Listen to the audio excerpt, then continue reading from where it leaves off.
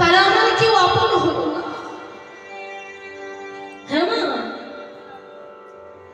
দেখবেন বাড়িতে যদি কোনো বৃদ্ধ বাবা মা থাকে, ধরুন আর কাজকর্ম করতে পারে না, আপনাদের দিকে হয় কিনা আমি জানি না, আমাদের দিকে হয়। বাবা বাড়িতে যদি বৃদ্ধ বাবা মা থাকে অচলহীন, যদি বিছানায় শুয়ে থাকে, ছেলে মেয়ে একটাই কথা বলে,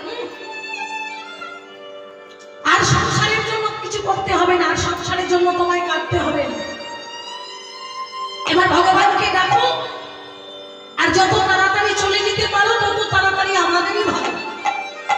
কি বাবা আমরা বলতে শুনেছি, কি সংসারের জন্য এত কাঁদছো তুমি? অনেক কেঁদেছো সংসারের জন্য, অনেক কিছু করেছো, এবার চলে যেতে পারলে ভালো। চলি না, ভগবানকে ডাকো। সেই দিন চোখের জলে বুক ভেসে যাবে, মা কাউকে কিছু বলতে পারবেন না। সেদিন কি মনে হবে জানেন? হাইরে সংসার,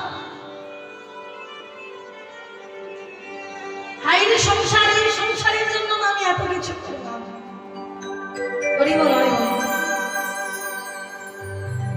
দেখো দারুণ সংসারে চরিত্র দেখিয়া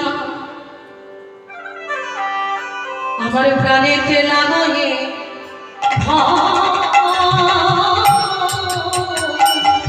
দেখো দারুণ সংসারে চরিত্র দেখিয়া আমার প্রাণেতে লাগায় দারুণ সংসারে চরিত্র দেখিয়া আমার প্রাণেতে লাগাই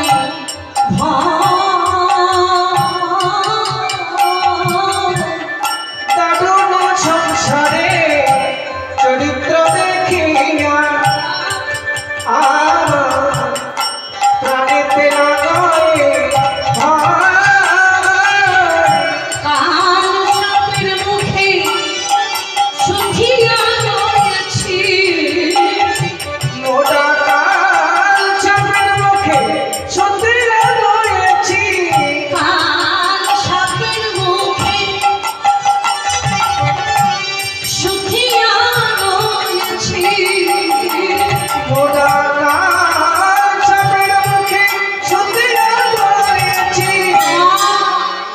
কখন না জানি কি হয় গো, কখন না জানি কি হয় গো, কখন না জানি কি হয় গো, কখন না জানি কি হয়। আমার কখন না জানি কি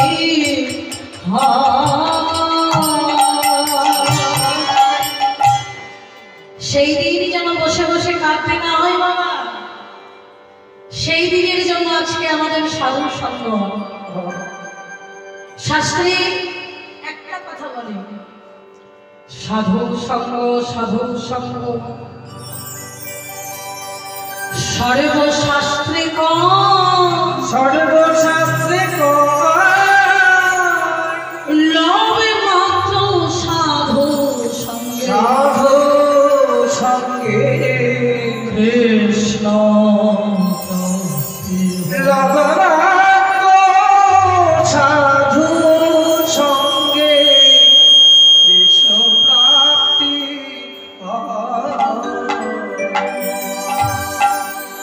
প্রত্যেকটা শাস্ত্রে একটাই কথা বলে, সাধু সঙ্গ করো। আচ্ছা মায়েরা, সাধু সঙ্গ মানে কি গো?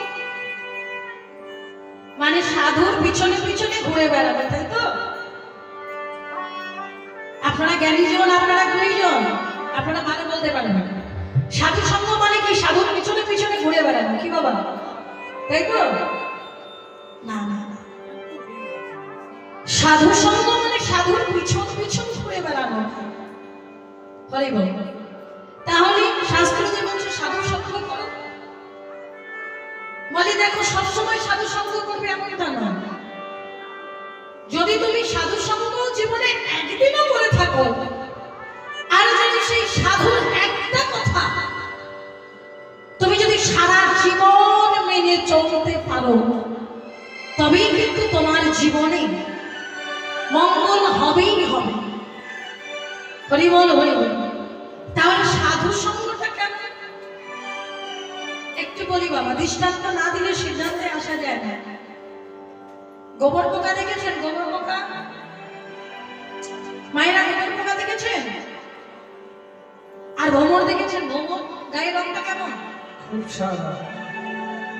বলে এই ভ্রমর আর গোবর পোকা একই রকম দেখতে, কিন্তু তাদের চরিত্রটা সম্পূর্ণ আলাদা। একদিন ভ্রমর পোকা বলছে গোবর পোকাকে, বন্ধু তোমারও পোকার জীবন আর আমারও পোকার জীবন। দেখুন, আমরা অনেকে দাবি করি আমরা সবাই মানুষ, আমরা সবাই মানুষ, কিন্তু না, দুটো হাত দুটো পা থাকলে মানুষ বলে না। মানুষ হয়ে আসবে সেদিন, জাগবে তোমার জ্ঞানের চেতনা, সেই দিন তুমি মানুষ হবে। কোন দিন? না মানুষ জীবিত মানুষ নয়, মানুষ বাঁচিয়া লবে, সেই মানুষের সঙ্গ করিলে একদিন তুমিও মানুষ হবে।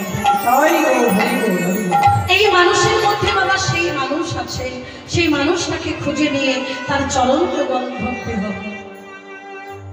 আজকে সেই প্রসঙ্গে একটা সুন্দর দৃষ্টান্ত একটু মন দিয়ে শুনুন। তো ভ্রমর পোকা গোবর পোকার কাছে গিয়ে বলছে, বন্ধু এই দেখো তোমারও পোকার জীবন আর আমারও পোকার জীবন, কিন্তু বন্ধু তোমারও পোকার জীবন আমারও পোকার জীবন হলে কি হবে, তোমার আর আমার জীবনে যাত্রা কতটা আলাদা। দেখো আমার দিকে তাকিয়ে দেখো, আমি সকাল হলেই সরোবরে চলে যাই, সরোবরে গিয়ে প্রত্যেকটা ফুলের মধ্যে বসে আমি ফুলের মধু খাই। আর তুমি কি করো না, প্রত্যেক দিন তুমি ওই পচা দুর্গন্ধময় গোবরের মধ্যে থেকে তুমি শুধু গোবরের রস পান করো, রস পান করো, তুমি গোবরের রস পান করো। বন্ধু তো আমি তোমায় বলছি, তুমি কি আমার সঙ্গে একটু যেতে পারো না? কোথায় বন্ধু? না সরোবরে। সরোবরে কেন যাব না, সরোবরে ফুলের মধ্যে যে মধু আছে, আমার মতো তুমিও মধু খাবে। যখন বারবার করে গোবর পোকা বলতে থাকে, একদিন বাবা গোবর পোকা মনে মনে ভাবছে যে প্রত্যেক দিন তো ভ্রমর বন্ধু আমাকে এই কথা বলে, আজকে আমি ভ্রমর বন্ধুর কথা মতো আজকে আমি সরোবরে যাব, সরোবরে গিয়ে মধু পান করব। তাই না? এইবার সরোবরে গিয়ে দেখে অনেক ফুল ফুটে আছে। ভ্রমর বলছে, বন্ধু ওই দেখো কত ফুল ফুটে আছে, ওই ফুলের মধ্যে আছে বুক ভরা মধু, তুমি যাও, ছুটে যাও, গিয়ে মধু পান করো।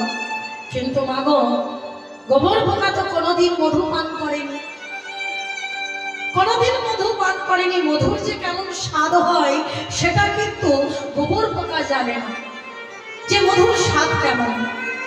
যখন ফুলের মধ্যে বসেছে, ফুলের মধু পান করছে, মধুর স্বাদ পাচ্ছে, পাবে কি করে? সারা জীবন তো খেয়েছে গোবরের রস, কিভাবে মধুর স্বাদ পাবে? মধুর স্বাদ পাচ্ছে না।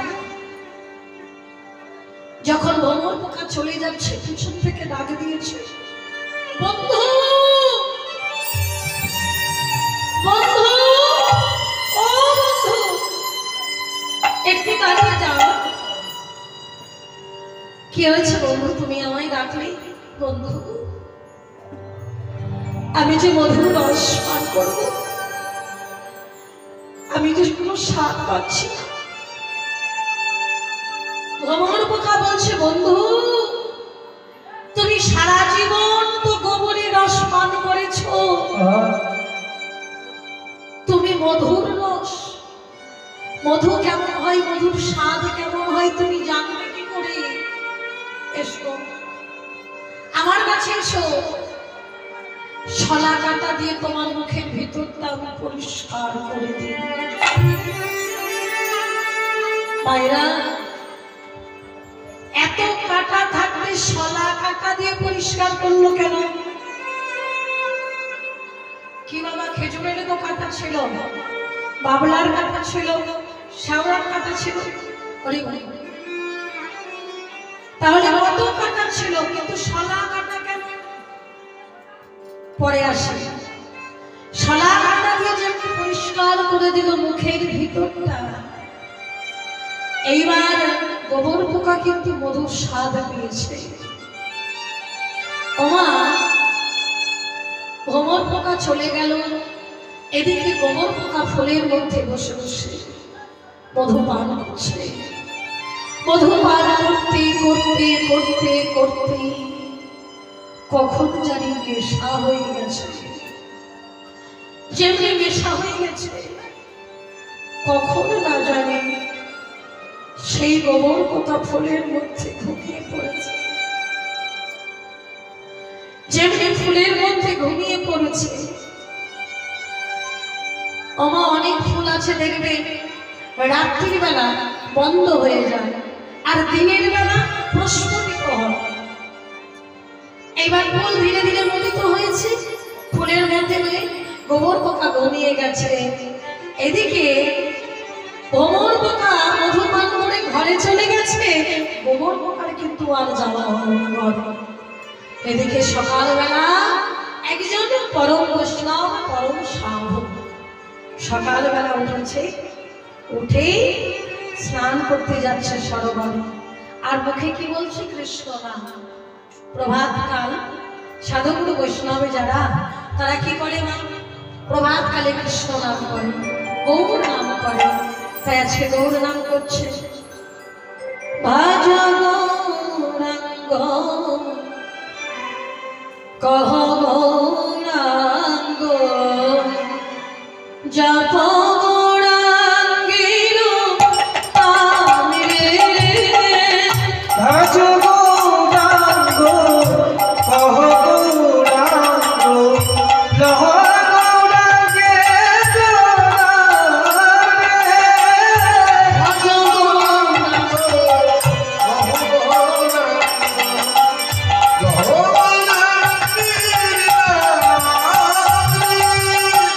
আস্তে আস্তে মায়েদেরকে একটু বলতে হবে আমার সঙ্গে।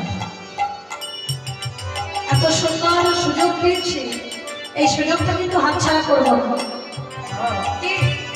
এই দিনটা পেতে গেলে এখনো 1 বছর সময় লাগবে। কি লাগবে তো? হরি বল। তাহলে সবাই মিলে একসঙ্গে, আচ্ছা দেখি করতালগুলো একটু বার হোক। একবার করতালগুলো দেখাবে। কার কার কাছে করতাল আছে দেখি?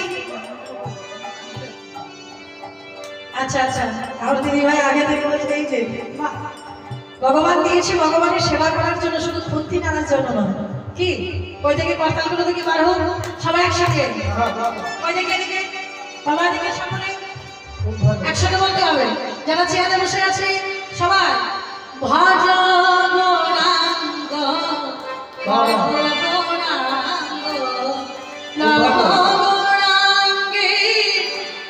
নামে রে। ওরা প্রত্যেকদিন আমার সঙ্গে বলে, আজকে তোদের কাউকে বলতে হবে। আজকে মায়েরা বাবারা সকল ভাইয়েরা বলবে আর আমি বলবো। কই দেখি মায়েরা বলতে হবে, একটু জোরে জোরে বলতে হবে। বলা যাবে তো? যাবে? বেশ, তাহলে সবাই যার কণ্ঠে যতটুকু জোর আছে, ভজ গৌরাঙ্গ জপ গৌরাঙ্গ কহ গৌরাঙ্গে নামে রে।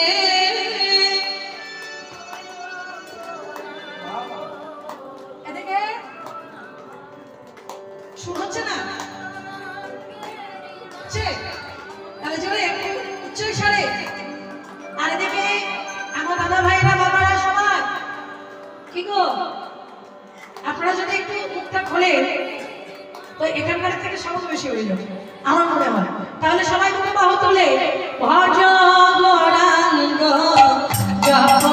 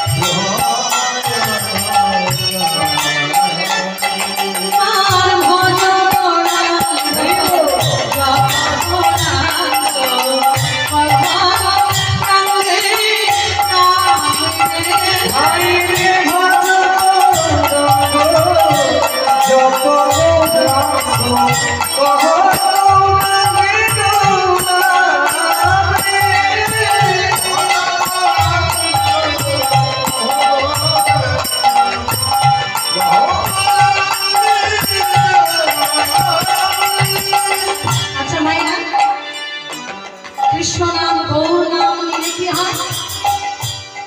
দিন গেলে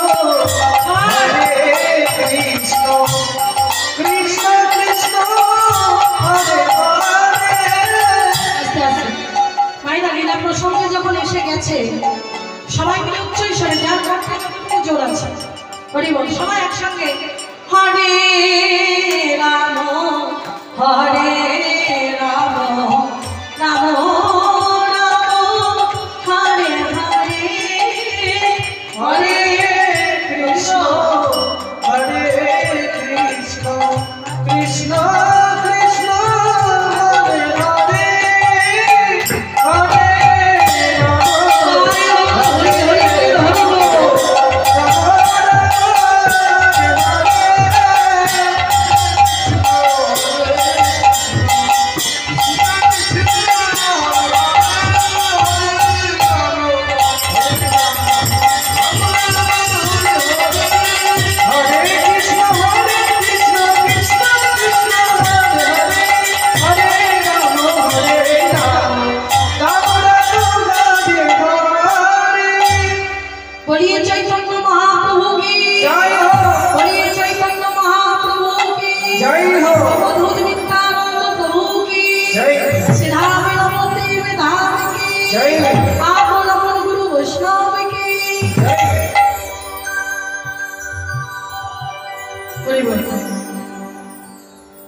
মাইরা কষ্ট হয়নি তো গাইতে বললাম বলে জোরে জোরে কষ্ট হয়নি তো এদিকে মাইদের কষ্ট হয়নি তো আচ্ছা জোরে জোরে কীর্তনটা গাইতে বললাম কেন একটা কথা মাথায় রাখবেন মহতের স্বভাব হয় করিতে পাবো নিজ কার্য নাই তবু জান তার ঘর এই জগতে যারা সাধুগুরু বৈষ্ণব যারা মহৎ হরি বল দেখুন মহতের সঙ্গ না করলে সাধুগুরু বৈষ্ণব ভক্তির সঙ্গ না করলে ভক্তি পাওয়া অত্যন্ত কঠিন হরি বল উচ্চৈঃস্বরে কীর্তনটা করতে বললাম কেন 84 লক্ষ জনি এই 84 লক্ষ জনির মধ্যে 4 লক্ষ হচ্ছে মনুষ্য জন্ম শুরুতেই কিন্তু আমরা এত সুন্দর পরিপূর্ণ দেহ পাইনি না এত সুন্দর ভগবান পরিপূর্ণ দেহ দিয়ে পাঠিয়েছে দয়া শুরুতে কিন্তু পাইনি কত কানা হয়েছি বাবা হয়েছে কালা হয়েছে খোড়া হয়েছে আপনারা রাস্তায় গেলে রাস্তায় পার হয়ে দেখতে পাবেন আমরা দেখতে পাই কত অন্ধ কত কষ্ট করে এত সুন্দর পৃথিবীটা তার চোখে দেখতে পায় না কত কষ্ট করে তাদের জীবনটাকে অতিবাহিত করে হ্যাঁ এই পৃথিবীতে যারা অন্ধ তারা জানে যে অন্ধ থাকার কষ্টটা কতখানি। মায়েরা কত বাবা কথা বলতে পারে না, কত আকারে এমনিতে নিজের মনের ভাষাটাকে বোঝায়, কত কালা কোনো কথা শুনতে পায় না, জোরে জোরে চিৎকার করেও তবু তারা কানে শুনতে পায় না। তারা জানে খোড়া যারা পথ চলতেই পারে না। এই গতকাল আমরা আসছিলাম তো ট্রেনের মধ্যে একজনকে দেখলাম, একটা বাচ্চা এক জায়গা থেকে যে আরেক জায়গায় যাবে তার ক্ষমতা নেই, তার মা তাকে কোলে করে সরিয়ে দিচ্ছে। কত কষ্ট বলবো এই ছেলেটা যখন বড় হবে, এখন না হয় সে কিছু জানে না, সে শিশু, যখন বড় হবে তখন কতটা কষ্ট হবে। এই বোমা হয়েছি, কালা হয়েছি, অস্ত হয়েছি, কত কিছু এই জগৎ জন্ম নিয়েছি, ভগবানের কাছে কেঁদেছি, ভগবান তোমাকে সেবা করবো, তোমাকে সেবা করার মতো পরিপূর্ণ দেহটা দাও, যে দেহটা দিয়ে আমি তোমায় সেবা করতে পারবো। ভগবান কৃপাময়, ভগবান দয়াময়, ভগবান করুণাময়, ভগবান কৃপা করে আমাদের এত সুন্দর পরিপূর্ণ দেহ দিয়ে পাঠিয়ে দিল। মায়েরা এত সুন্দর পরিপূর্ণ দেহ পেয়ে যদি আমরা ভগবানের নাম না করি, আমরা প্রত্যেকে আমরা কথা দিয়েছিলাম ভগবানকে। শাস্ত্র হচ্ছে প্রথাকপি বিকৃত, যত ছাড়াবেন তত বেরিয়ে পড়বে, এর শেষ হবে না। আমরা প্রত্যেকে ভগবানের কাছে কথা দিয়েছিলাম কবে, যদি মাতৃ জঠরে ছিলাম, 5 মাস যখন মাতৃ জঠরে, 5 মাসের বেলা দেহ পুষ্ট হয়, 6 মাসের বেলায় শিশু গর্ভ যাতনা পাবে, আর 7 মাসের বেলা পরমাত্মা রূপে ভগবান চেতনা জাগায়, ওই গর্ভ চেতনা জাগিয়ে দেয়।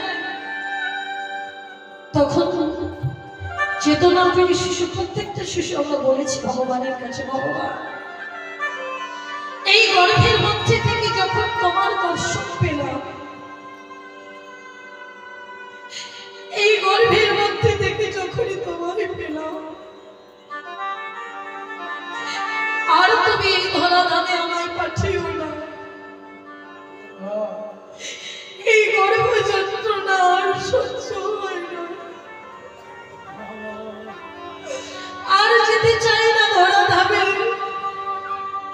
ভগবান বললেন তোমাকে তো যেতে হবে। কেন জানো? তোমাকে যেতে হবে ধরাধামে। তুমি যদি না যাও, তুমি যে মাতৃপদের ভাগী হয়ে যাবে। প্রভু, সেখানে গিয়ে তোমার কিভাবে পাবো বলে দাও। বলে সেখানে গিয়ে তুমি আমাকে গুরু রূপে পাবে, গুরু রূপে। তবু আমি কথা দিয়ে যাচ্ছি, আমি কথা দিয়ে যাচ্ছি, আমি যখন দেশে যাব, দেশে গিয়ে তোমার নাম করব, আর যেখানে সাধু বৈষ্ণবের মেলা বসবে, কি করবো জানো? তাদের চরণ ধুলি আমি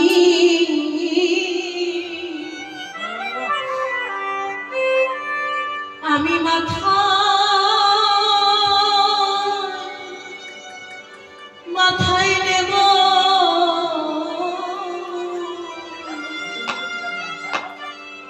তাদের চরণ ধুলি আমি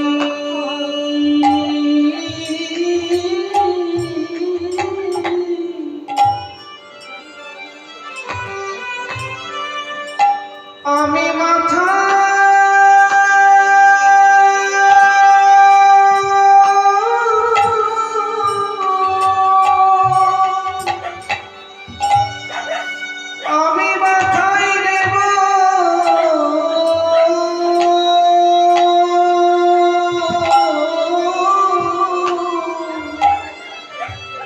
তেরে চরণ ধুলি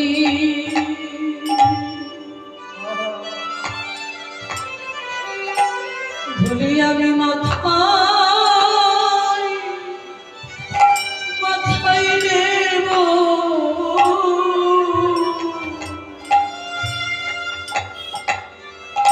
ভক্তের চরণ ধুলি আমি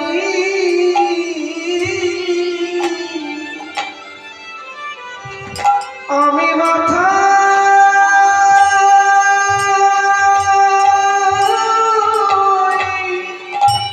মাথায় দেব এই নশ্বর দেহটা তখনই সার্থক হয় যখন সাধু গুরু বৈষ্ণবের চরণ ধুলি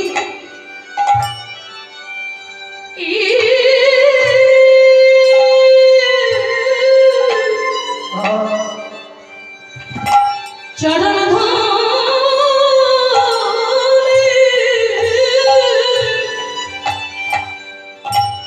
আমি মাথায় নেব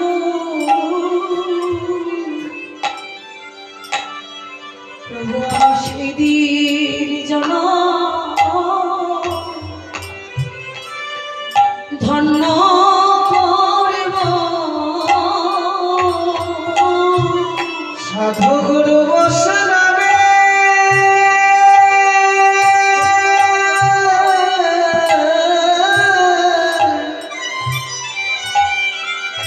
তাই ধরি মাথায়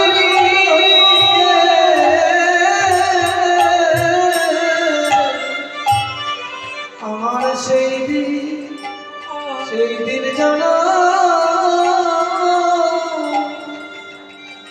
ধন্য হবে সেদিন কবে ভাবি এই দিন কবে বা হবে বলো সেই দিন কবে বা হবে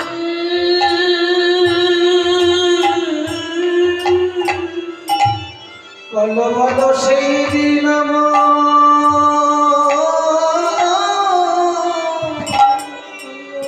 কবে বা হবে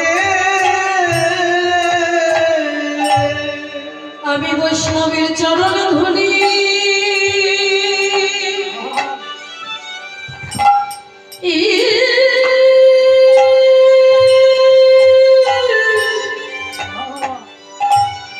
চরণ ধুলি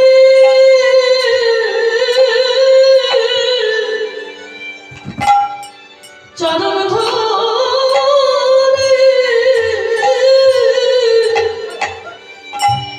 আমি রঙে মাগব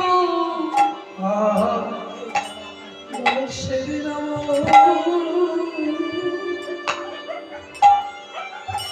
কবে ভাবে বৈষ্ণবের চরণ ধুলি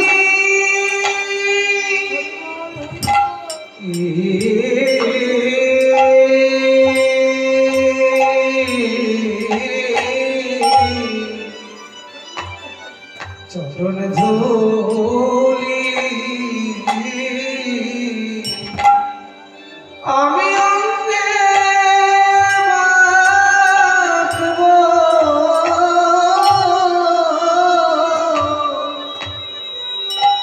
সেই দিন আমার মানব জন ধন্য হবে। বৈষ্ণবের চরণ ধুলি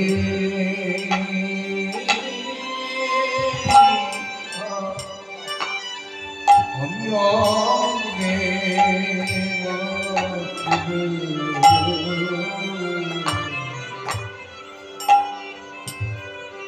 বলি সেদিন আমার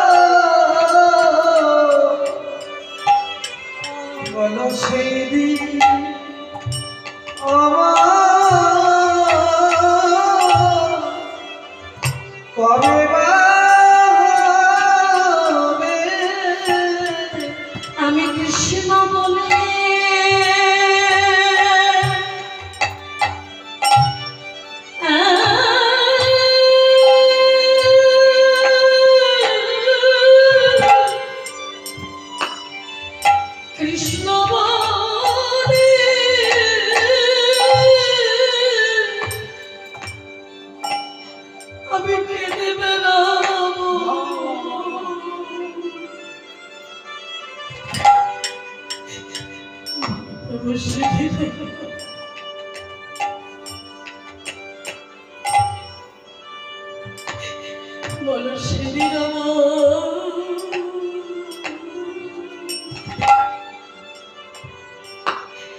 কবে বা হবে আমি কৃষ্ণ বলে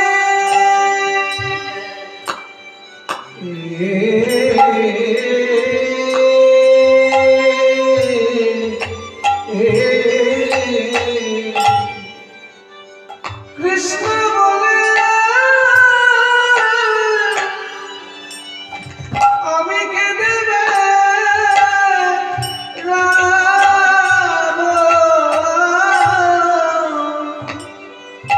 বলো বলো সেদিন সেদিন আমার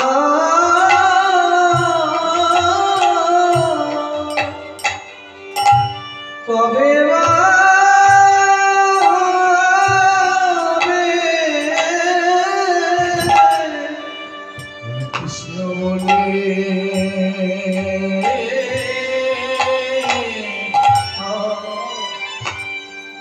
আমি কেঁদে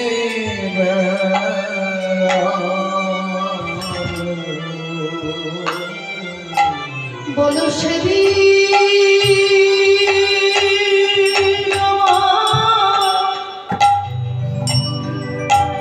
কবে বা হবে আমি কৃষ্ণ বলে কেঁদে বেড়াবো কবে বা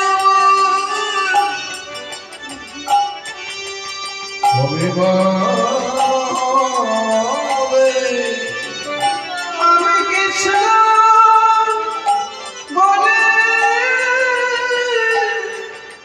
কেঁদে বেড়াবো। বলো সেদিন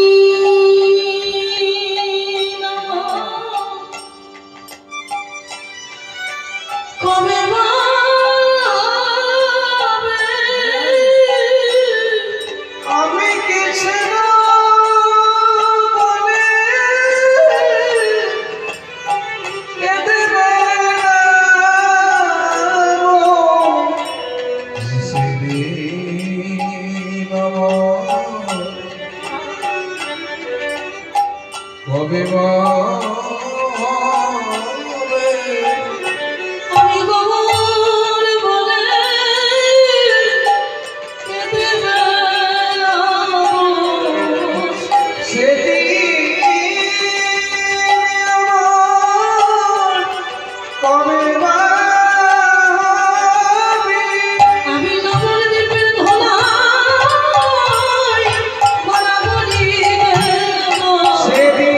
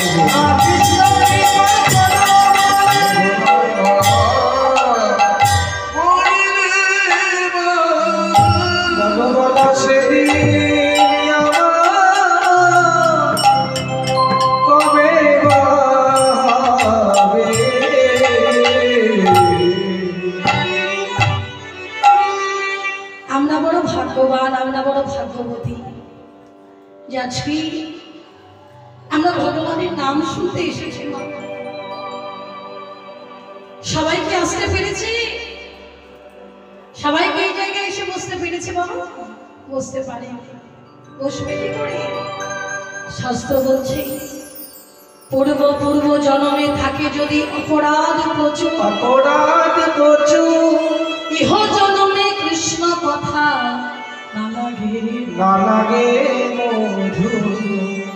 পূর্ব পূর্ব জন্মে থাকে যদি কিঞ্চিত সংস্কার, কিঞ্চিত সংস্কার দেখিতে বলিতে শুনিতে হয় বৈষ্ণবের বৈষ্ণবের যে আচার।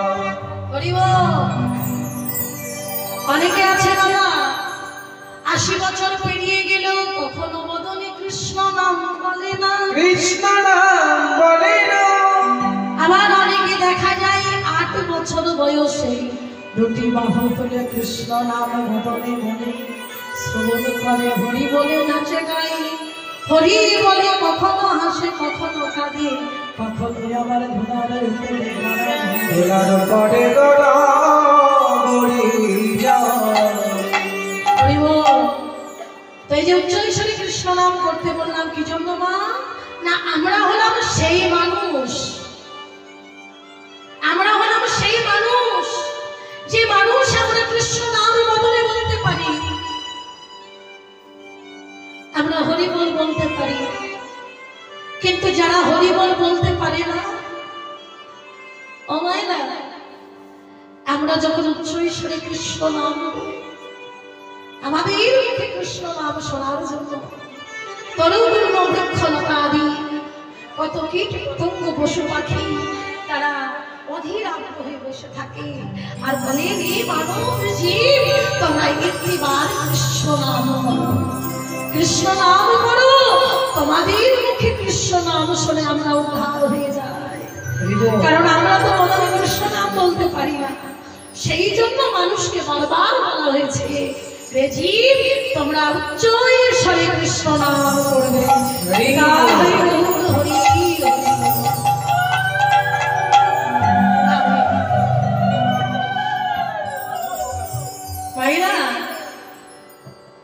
তখন সেই বৈষ্ণব সরোবরে স্নান করে পুষ্প চয়ন করে মন্দিরে নিয়ে চলে গেল।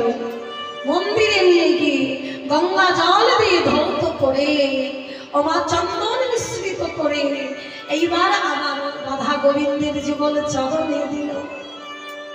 যেমনি রাধা গোবিন্দের যুগল চরণে দিল, যুগল চরণে দিল। ততক্ষণ পর্যন্ত কিন্তু জানে না গোবর পোকা যে আমি কোথায় আছো।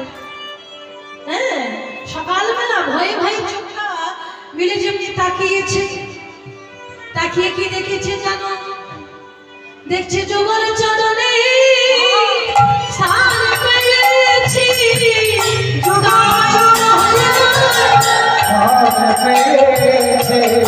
আমি যুগল চরণে স্থান পেয়েছি,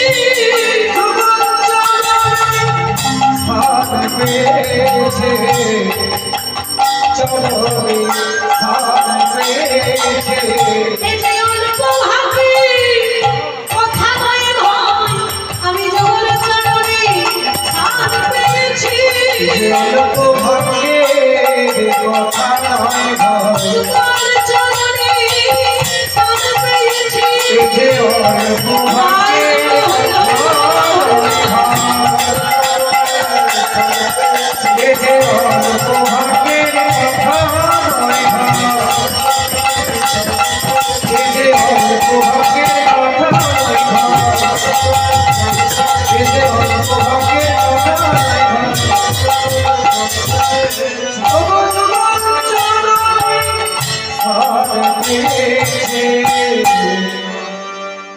তখন গোবর পোকা কেঁদে কেঁদে বলে বন্ধু গো, আমি তোমার সঙ্গ করেছিলাম বলে, তোমার সঙ্গ করেছিলাম বলে রাধা গোবিন্দের চরণ পেলাম, গোবিন্দের চরণ পেলাম। আজ যদি তোমার সঙ্গ আমি না করিতাম, না করিতাম, তাহলে যে আমি রাধা গোবিন্দের চরণ কোনদিন পেতাম না।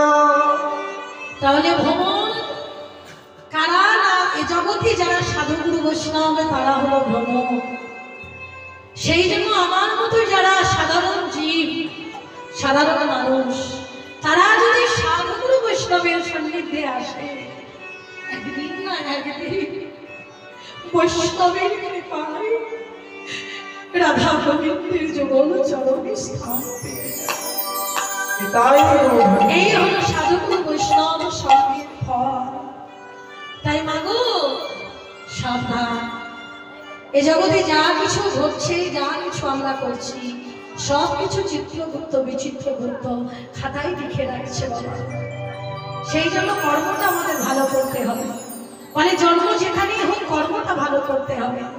কেন না, পদ্ম ফুল পাকে ফোটে ভগবানের সেবায় লাগে, কিন্তু গোলাপ ফুল বাবুদের বাগানে ফোটে কিন্তু ভগবানের চরণ সেবা হয় না। তাহলে জন্ম তোমার যেগুলোই হোক না কেন, কর্ম তোমার ঠিক হতে হবে। কর্ম যদি তোমার ঠিক হয়, তোমার নিজ বলে তুমি জন্মালেও তুমি ভগবানের চরণ অবশ্যই পাবে। তার প্রমাণ দিয়েছে ঠাকুর হরিদাস, মুসলমানের ঘরে জন্মগ্রহণ করে আজকে গৌর চরণ পেয়ে গেল। এই প্রসঙ্গে আমার একটা সুন্দর গান মনে পড়েছে, 2 লাইন গাইছিলাম। ওরে তুমি ভেবেছ কি মনে এ তৃণভুবনে তুমি যাহা করে গেলে কেহ জানে না, বাড়ি বাড়ি কথা বলে না গো, বাড়ি বাড়ি আশা হবে না। তাই ভেবেছ কি মনে এ তৃণভুবনে তুমি যাহা করে গেলে কেহ জানে না, বারে বারে আশা হবে না গো, বারে বারে আশা হবে না।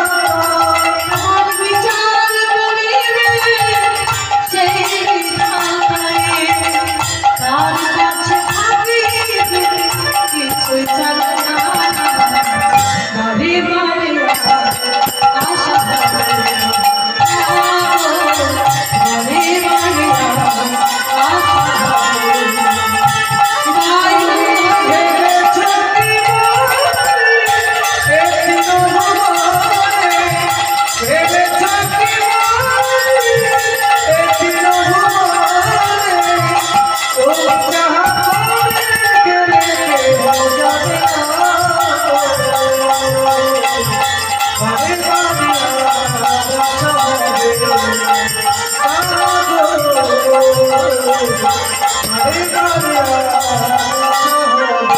Krishna